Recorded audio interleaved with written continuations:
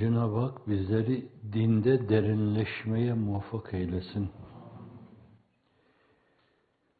Farzıyla, imanın erkanı esasiyesiyle sağlam inanma, İslam'ın esasatı, onu sağlam yerine getirme, buna Üstad Necip Fazıl iman ve aksiyon sözüyle yaklaşırdı. Aksiyon tam ameli karşılar mı Fransızca kelime? Münakaşası yapılabilir, kendisi de sorguluyor onu. Antiparantez burada bir şey söylemek istiyorum. Hutbe Cuma'nın şartlarındandır. Dinlenmesi lazım. Dolayısıyla hutbe okunurken salat-ı selam yeri geldiği zaman bile, yani Efendimiz sallallahu aleyhi ve sellem salat-ı selam getirilmez yani. Meselenin önemini. Bazıları diyorlar ki böyle içinden söylese acaba olur mu? Kütüb-ü Fıkhiye'de. İçinden. Yani onun kemal hassasiyetle dinlenmesi lazım. Okunan Kur'an, hadisi şerif veya onlardan süzülmüş her neyse şayet onu kemal hassasiyetle Ramazan'da iftar vaktinde sana sunulmuş, limonatayı mı çok seversiniz? Portakal suyunu mu? Soğuk bir suyu mu? Mai barit, Efendimizin beyanında da içilmesi gerekli olan şey diye tavsiye edilir. Her neyi seviyorsanız şayet onu yudumluyor gibi yudumlamak lazım. İmam Kur'an okurken onu yudumluyor gibi yudumlamak lazım. Namazı tabiatımıza göre numarası, durubu uygun. Tam bize göre bir şeyi Cenab-ı Hak emretmiş. Hakikaten bu el, bu ayak, bu mafsallar vücutta 300 küsür mafsal. Namaz kılmak için ne kadar da yakışıyor başka varlıklara baktığımız zaman. Her defasında derinlemesine onu duymak, namazlaşmak. Dün aklımdan geçiyordu ki ara sıra namazla alakalı Gazali'den mi, Hazreti Pir'den mi, yoksa daha dur olan insanlardan mı namaza ait bir bahsi tekrar tekrar bize anlatsalar da biz de namazlaşarak namaz kılsak, oruçlaşarak oruç tutsak, Allah yolunda tamamen kullaşarak kulluğumuzu ibadet şeklinde değil, ubudiyet şeklinde, ubudiyet üstü, ubudet şeklinde vücudumuzun bütün derinliklerinde duyarak yerine getirsek. Sığlıkla şu anda yürüdüğümüz yol görünmez. Ve bizim şu andaki sığlığımızla maruz kaldığımız şeyler, onlardan sıyrılma imkanı olmaz. Onları gönül rahatlığıyla atlatamayız. Daha derin kulluğa ihtiyaç var. Peygamberane bir bakışa, onun yolunda, sahabi anlayışına bir bakışa. O camilerde namaz kılan insanları mübarek kandil gecelerinde veya cuma namazlarında ama İslam dünyasının her yerinde, hususiyle de Kapadokya'da camideki cemaati görünce cansız posterler gibi geliyor bana. Zannediyorum milletimiz hayatında tarih boyu 1000 senelik Müslümanlıkla tanışıklığı var.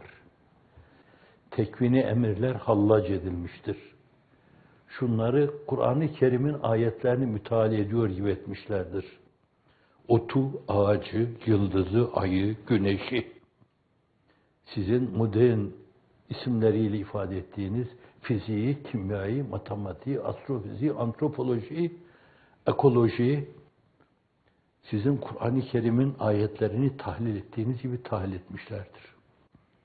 O aynı zamanda Kur'an-ı Kerim'i de öyle derinlemesine kavramış, yüzlerce tefsir yazmışlardır. Biz sadece onlardan belki 30'a yakınını, Allame Hamdi Yazır'ın tefsirini ana kitap olarak baştan sona kadar.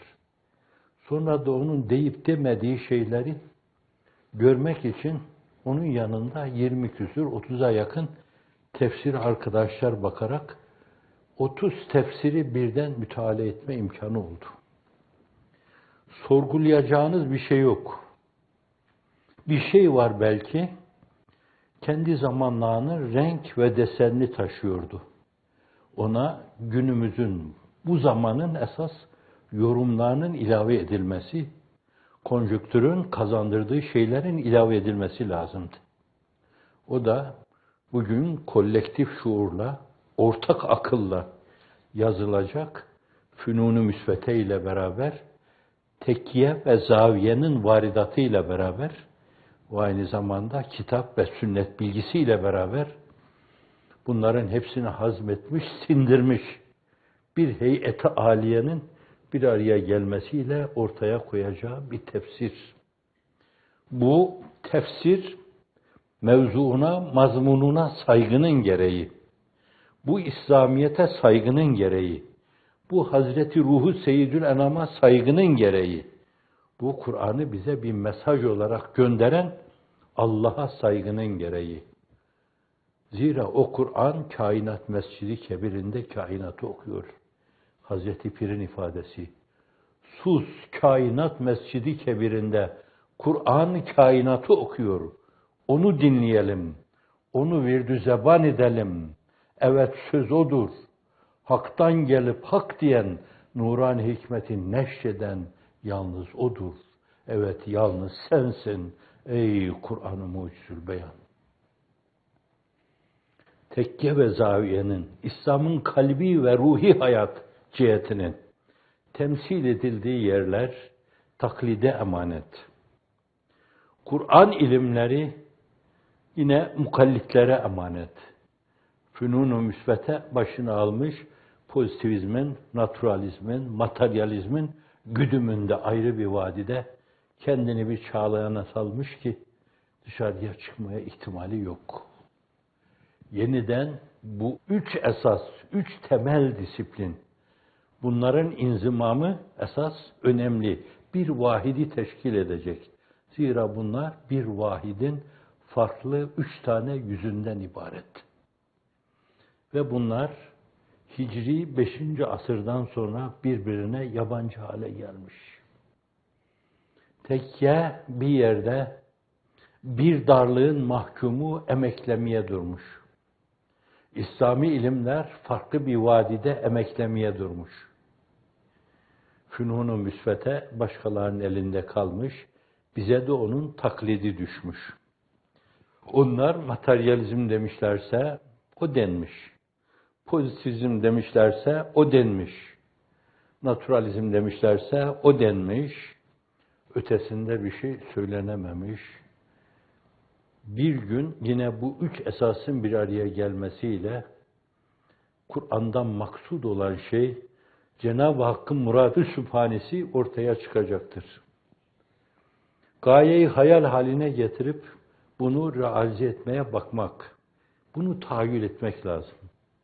İnşallah bir gün İslami ilimleri tahsil etmenin yanında fünun-u müsveteyi de tahsil eden ve böylece birbirini anlayan konuştuklarında antropolog konuşurken tefsirci onu anlaması lazım, hadisçi onu anlaması lazım. Astrofizikçi konuşurken tefsirci, hadisçi onu anlaması lazım, fıkıhçı onu anlaması lazım. Birbirini anlayan heyet-i âliye, Hazreti Pir'in de işareti var. Bir araya gelerek çağın renk ve desenine göre numara durup uygun o çağa göre bir yorum ortaya koyacaklar. Bir tefsir. Belki o büyük müfessirin, 3. asırdaki müfessirin ifadesiyle ifade etmek lazım. Bir tevil ortaya koyacaklar. Tevhid kitabının sahibi. Mavera'un nehrin abide şahsiyeti. İmam-ı Maturidi. Akidede bizim de yolunda yürüme durumunda olduğumuz. Allah onların yolunda yürümede bizleri sabit kadem eylesin. Her şeyi yarımlaştırdığımız, çeyrekleştirdiğimiz gibi aslında bence onların yolunda yürümede de sekmeye devam ediyoruz. Sekme denir buna. Allah.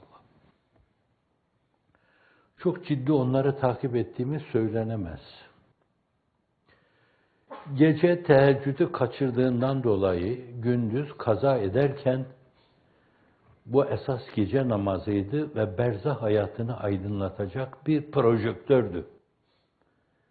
Ben nasıl oldu da bu geceyi böyle ölü geçirdim diye ağlayan, üzülen kaç insan vardır? O camileri lebalep dolduran insanlar içinde. Bırakın onları. Kaç imam vardır? Kaç müezzin vardır? Kaç vaiz vardır?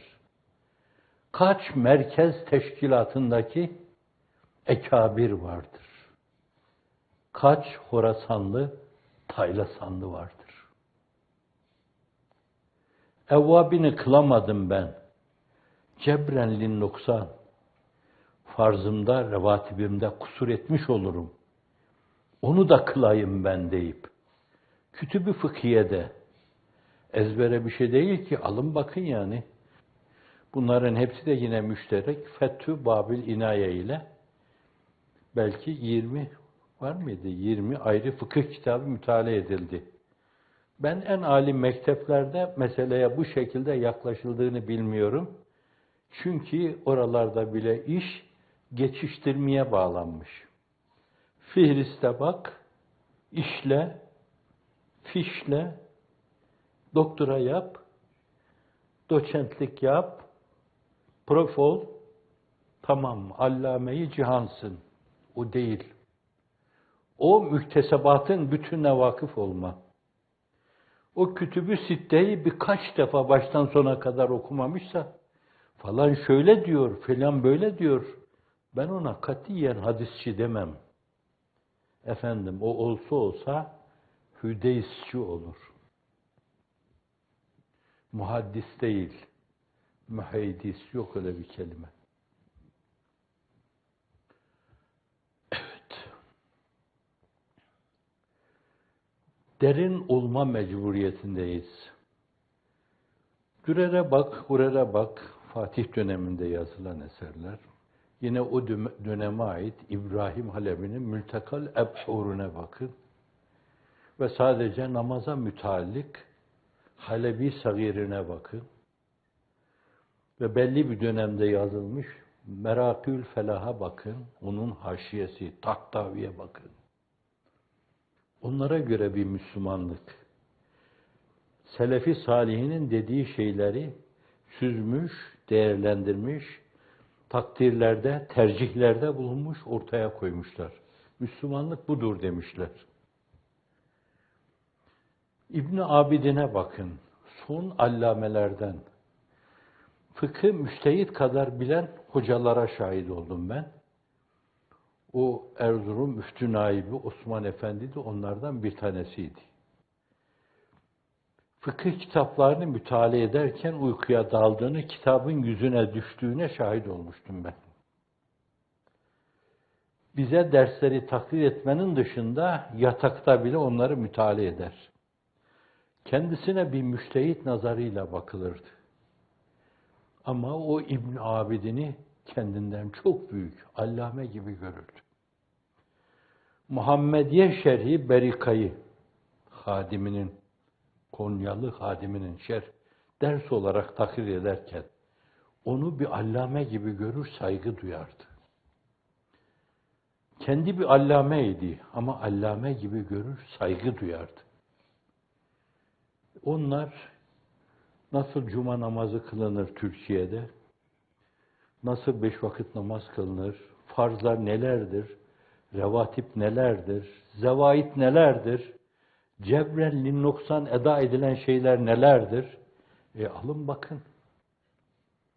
İbn Abidin'e ben inanacağım şimdi, günümüzde bir kitabı baştan sona kadar okumamış günümüzün daracık bilgili teoloğu, hem de Fırak-ı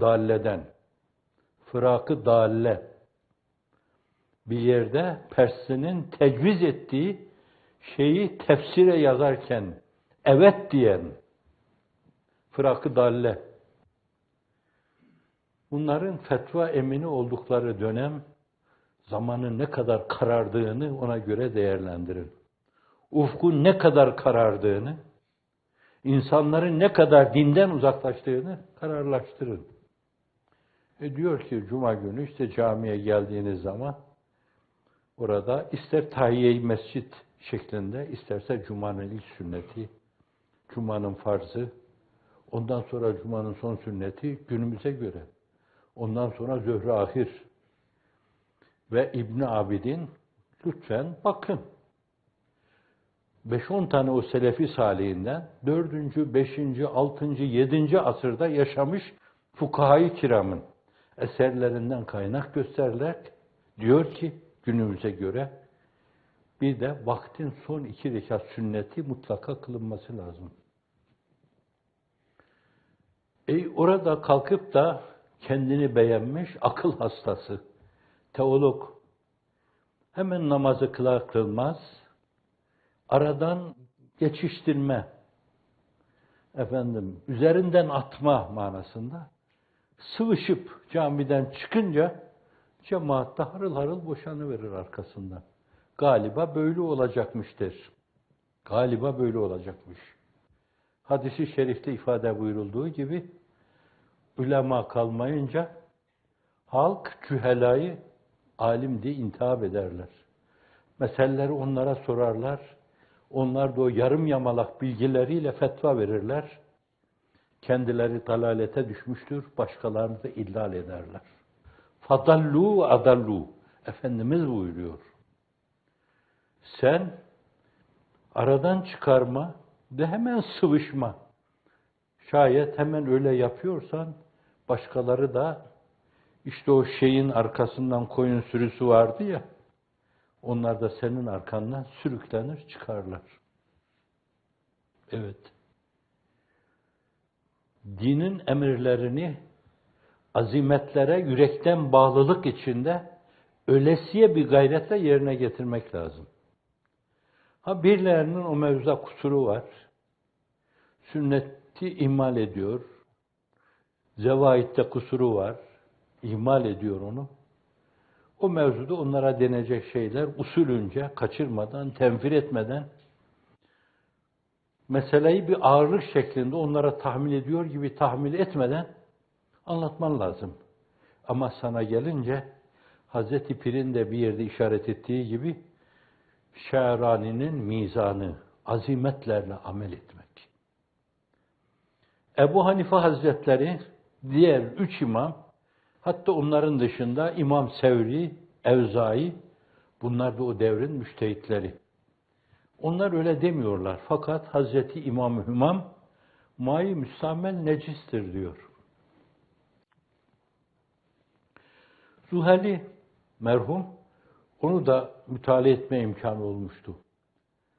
Diyor ki, o Hazret bir yerdeki bir tablo karşısında bunu söylemişti. Gerçekten biri genel durumu itibariyle şöyleydi de onun vücudundan dökülen sular dolayısıyla necisti. Dolayısıyla mai müstamel necisti. Fakat Hazreti İmam-ı Hümam'ın talebeleri Hazreti İmam-ı Hümam'ın mütalasının o istikamette olduğunu söylüyorlar. Şimdi herkes buna riayet etmeli mi? Üzerine hiç suyu sıçratmamalı mı? Fakat bir imam bunu söylemişse elden geldiğince azimetle amel odur yani. Abdestin kaç tane rüknü var? Kur'an-ı Kerim'in ifadesine göre yüzünü yıkamak, kollarını yıkamak, başına mes vermek, ayaklarını yıkamak. Başa mes, ayaklarında yıkanması. Ama imamlardan bir tanesi niyet diyor. O da diyor abdestin esasıdır diyor. Biri de tertip esastır diyor. Sırayla yapmak lazım. Evvela kollarını yıkayıp sonra yüzünü yıkadığın zaman olmaz diyor.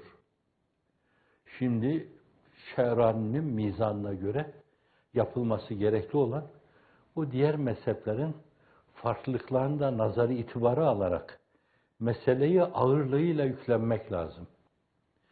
Kur'an'a gönül vermiş, dilbeste olmuş, kendi için yaşamayan, başkalarını yaşatmayı gayeyi hayal haline getirmiş insanlar Allah'la münasebetlerini bu ölçüde bir derinlik içinde ele almıyorlarsa, tekkeleri işgal eden postnişinler olsa da sıfır oğlu sıfır.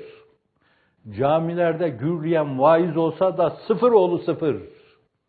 Diyanette belli meratipte makamlar ihraz etseler de bağışlayın. Sıfır oğlu sıfır. Evet. Vaka insan şahsi itibariyle kendisini sıfır görmesinde yarar var. Ama bu şekilde sıfır olma ayrı bir mesele. Bu Allah'ın bir mekridir. Hafizanallah. Ve din bilgisi, din adına halkın onları dinlemesi meselesi de bir çeşit istidraçtır. Neden bu yarım yamalak bilgili insanlar insan diye, biliyor diye dinliyorlar. Onlar dinliyorlar, o da farkına varmadan kendisini bir şey görüyor, zavallı, istidraç zede. Kaybediyor, kazanma kuşağında. Selef ne demişse o meseleyi milimi milimine yaşamak. Kur'an'ı, sünneti didik didik etmiş, hallac etmişler. Ona göre ahkam-ı ilahi ortaya koymuşlar. Arızasız, kusursuz. Cenab-ı Hak Firdevs ile hepsini sevindirsin. O ölçüde o meseleleri ortaya koyacağımız şartlar ve konjonktür hazır olacağı ana kadar bir farklı anlayış. Bundan sonra tek başına bir insanın müştehid olması mümkün değil. Ben müştehidim diye ortaya çıkan, haddini bilmeyen paranoyaklar olabilir. Paranoyak. Olabilir. Fakat günümüzde ezhan bu kadar dağılınca, zihinler bu kadar dağılınca, dün duyduğu şeyi bugün unutan insanların içtihatta bulunmaları mümkün değil. O içtihat meselesi 4. derecede Ahmed bin Hanbel.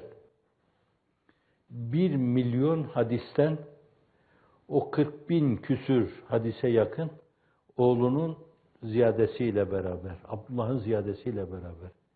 1 milyon hadis. Aklınızda değerlendirmeniz için küçük bir örnek vereyim. Buhari burada var değil mi? Ondaki hadis sayısı 5.000'e yakın. Düşünün 100.000'i ne kadar olur onun? Sonra 100.000'in 10 katı ne kadar olur? Fakat o Ahmed bin Hanbel, o müştehidin izamı, Ebu Hanife, İmam Malik, İmam Şafii, sonra 4. derecede Ahmed bin Hanbel geliyor. O cins dimalar. Başka şeylerle meşgul olmamışlar. Dağınıklığa düşmemişler. Bütün himmetlerini Allah'ın murad-ı sübhanesini anlama istikametinde kullanmışlar. Siyaset nedir bilmemişler. Siyasetçiye kapı kulu olmamışlar. Onlar karşısında düğme iliklememişler. Hatta çokları bir yönüyle onlarla oturup kalkmayı Gazzali gibi ilme karşı saygısızlık ve cinayet saymışlar. Ayağıma gelirse Harun Reşit Fuzayl İbni İyaz'ın ayağına gidiyor. Ve bana nasihat et diyor. Türkiye kadar 20 büyüklükte bir devletin başındaki adam Fuzayl İbni İyaz'ın ayağına gidiyor. O onun kusurlarını sayıp döküyor yüzüne. Milletin malından alıyorsun. Hakkın mı o? Ebu Bekir ne kadar almıştı, Ömer ne kadar almıştı, Osman ne kadar almıştı. Ama sen ne yapıyorsun? Bu mevzuda çoluk çocuğun içinde, o dönemde yok da hani günümüzde misal verecek olursak, nereden bu villalar? Gece kondudan çıkıp da birdenbire nasıl oluyordu o filolar? Nasıl oluyordu o yalılar? Nasıl oluyor da dünya kadar yurt dışına para transferleri? Nasıl oluyor? O da hıçkıra hıçkıra ağlıyor. Yanındaki Fazl, hünkârı, sultanımızı çok rencide ediyorsunuz. Ne olur yani biraz yumuşak konuşun. Ama Harun Reşit gönlünden gelen bir istekle dinliyor onu. Çünkü o doğru Müslüman. Çünkü o doğru Müslüman. Mefhumu muhalifini şöyle günümüzde genel manzara itibariyle nazarınızı gezdirin, tayin etmeye çalışın. Mefhumu muhalifini. Çünkü onlar doğru Müslüman değil. Çünkü onlar sahtekar. Çünkü onlar riyakar. Namazları da yalan, oruçları da yalan, geçmişle irtibat adına değişik organizasyonları da yalan. Şanlı ecdadımızın adını kullanmaları da yalan. Yalanla oturuyor, yalanla kalkıyorlar. İftira ile oturuyor, iftira ile kalkıyorlar. Ve dolayısıyla da hayallerinde kendilerine binde bir ihtimalle ne olur ne olmaz, tehlike olur diye onları bir tehlike zümresi, tehlike cemaati olarak ilan etmek suretiyle ademe mahkum etmeye çalışıyorlar. Tayirleri tayirler, tahkirleri tahkirler, tezyifleri tezyifler, ibadeleri ibadeler, tenkilleri tenkiller takip ediyor. Yerle bir etmek için ellerinden gelen her şeyi yapıyorlar. Çünkü onlar birer vehim insanı. Esasen her mümin inandığı şeyleri başkalarına duyurma, hususiyle temsille meşherlerde sergileme, halle dünya meşherlerinde sergileme suretiyle kendini canlı tutar. İle aleme hayat nefrettiğiniz sürece canlılığınızı korumuş olursunuz. Müminin canlılığını muhafaza etmesi meselesi esas etrafa bir yönüyle hayat nefretmesine bağlıdır. İsrafil gibi.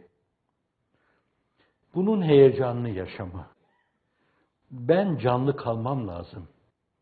Her zaman Allah'ı görüyor gibi ibadet yapmam lazım. Allah tarafından görülüyor olma mülahazasıyla asa gibi iki büklüm yaşamam lazım. Biraz evvelki mülahazalara bağlı Allah'a karşı ubudiyeti aradan çıkarma, sonra sıvışıp gitme mülahazasıyla değil. Keşke hiç bitmese, şu öğlen hiç bitmese. Hadis-i şerifte buyurmuyor mu? Kalbi camiye muallak olan insan. Öğleni kılıyor. İkindi ne zaman gelecek? Ben yeni bir irtibat daha, salat-ı üsta ile bir irtibat daha tesis edeyim. Dünya işlerine gidiyor. İdareci ise idaresinin başına gidiyor. Masasının başına oturuyor. Ama kalbi cami için çarpıyor.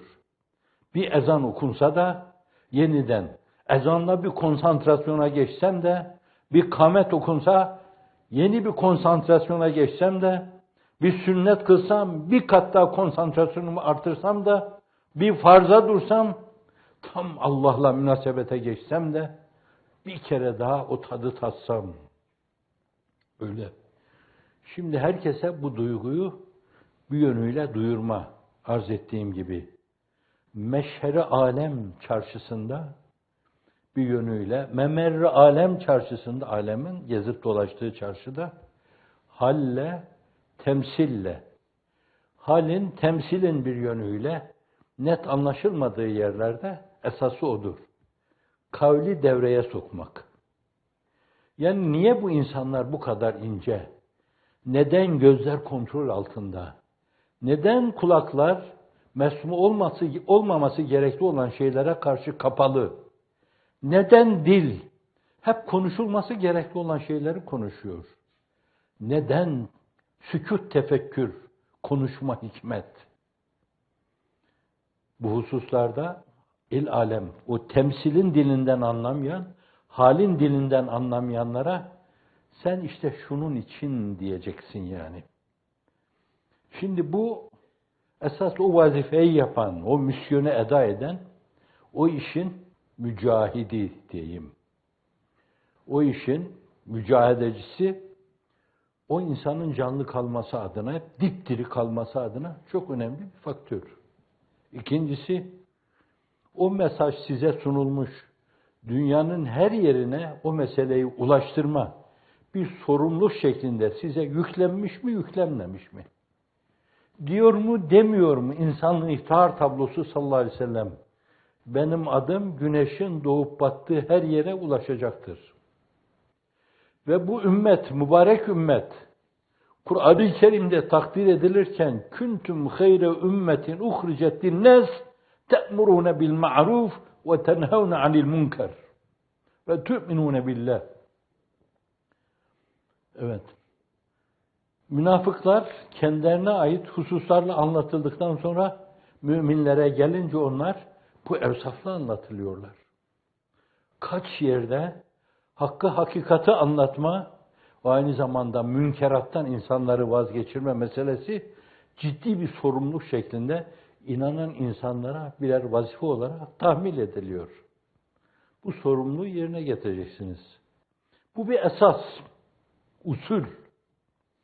Ama bu mevzuda üsluba gelince onu o müştehitlerin o mevzuda ortaya koydukları temel disiplinlerle, her çağda gelen mücedditlerin ortaya koydukları disiplinlerle, böylece siz usulü, esası üsluba feda etmeyeceksiniz. Usulü, esası deldirmeyeceksiniz üslub hatasıyla. Bu da ayrı bir mesele. Ortak akla müracaat edeceksiniz. Şöyle bir mesele var ama fakat insanların tepkisine de sebebiyet verebilir. Ben bu meseleyi nasıl diyeyim, nasıl edeyim dersiniz. Bir de bu mesele sizin canlı kalmanızın çok önemli bir dinamizmi olmanın yanı başında aynı zamanda o güzellikleri değişik meşherlerde teşhir ederek, temsille, halle göstererek, cami minberlerinde, mihraplarında lafazanlıkla anlatarak değil esasen. İzâ rü'ye zükirallah. Ricalin değişik kâmeti bâlalarında görülen bir hususiyettir.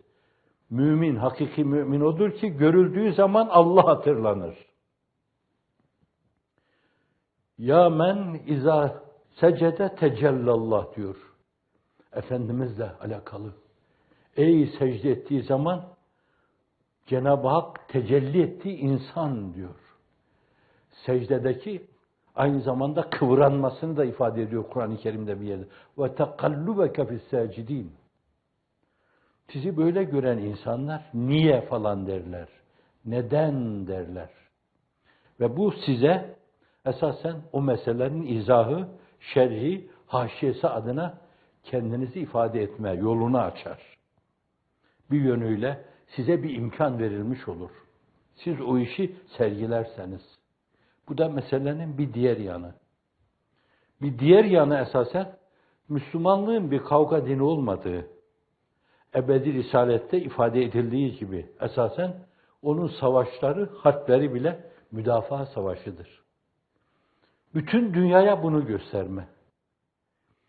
Kavganın karşısında olduğunu, anarşinin karşısında olduğunuzu, terörist örgütlerin karşısında olduğunuzu ifade etme bence.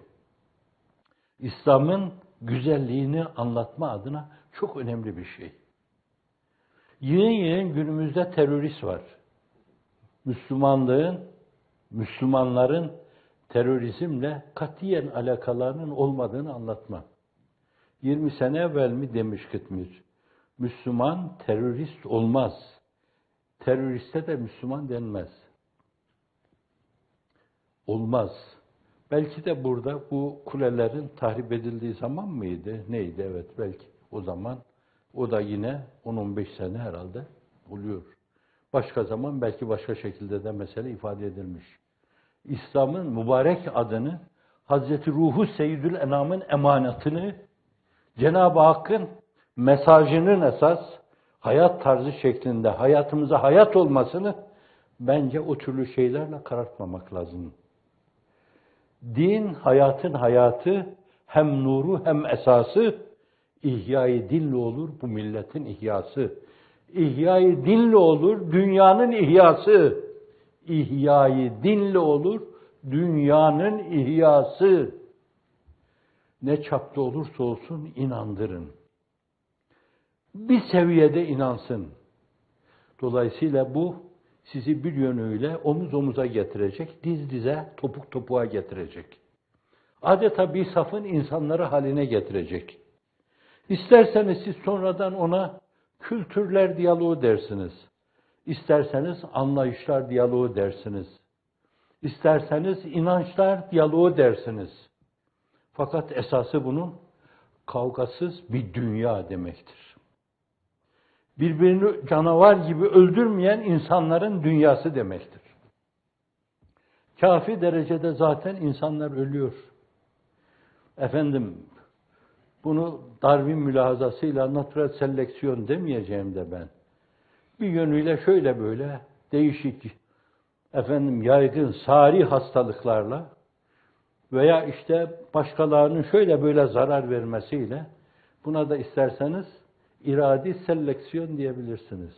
Natural seleksiyon yerinde iradi seleksiyon. Yok öyle bir tabir. Evet. Bu açıdan da varsın olsun insanlar. Bir ekmek bulamıyorsam ben yarım ekmekle geçinirim, yarısını başkasına veririm. Ve böylece kimsenin canına kıymam. Kardeşleriniz dünyanın değişik yerlerine yayıldılar. Bir anlayış ortaya koydular. O insanlar onları bağırlarına bastılar. Allah vüd vaz etti. İnnellezîne âmenû ve amilussâlihâti seyec'alü lehumurrahmanu vudda. İman ettiler, salih amel yaptılar. Allah onlara sevgi, herkesin gönlüne sevgi koydu. Hüsnü kabul vaz edildi. Herkes bağrına bastı. Öyle ki kapalı olarak 3-5 seneden beri, açık olarak da 2 seneden beri o oluşumları yıkmak için dünya kadar sağa sola para döktükleri halde Allah'ın izni inayetiyle küçük 1-2 yerde ancak kırılmaya sebebiyet verebildiler. Bütün müfsitliklerini, zulümlerini kullandılar. Ancak 1-2 yerde küçük kırılmaya sebebiyet verdiler. Onlar da tamir edilmez gibi değil Allah'ın izni inayetiyle. Öbürleri niye bütün kıramadık? Richter ölçeğine göre 10 şiddetinde bir zelzeleye sebebiyet veremedik. Bütün bu müesseseleri yerin dibine batıramadık diye kederlerinden gidecekler. Ben değil, başkaları da değil belki, siz de değil. Ama birileri o ölçüde saygılı davranmayacak. O ölçüde dine de saygılı olmayacak. O ölçüde ölüp gidenlere karşı da saygılı olmayacak. Ve şöyle diyeceklerdir taziye adına. Ne kendi eyledi rahat, ne halka verdi huzur, yıkıldı gitti cihandan, dayansın ehli kubur.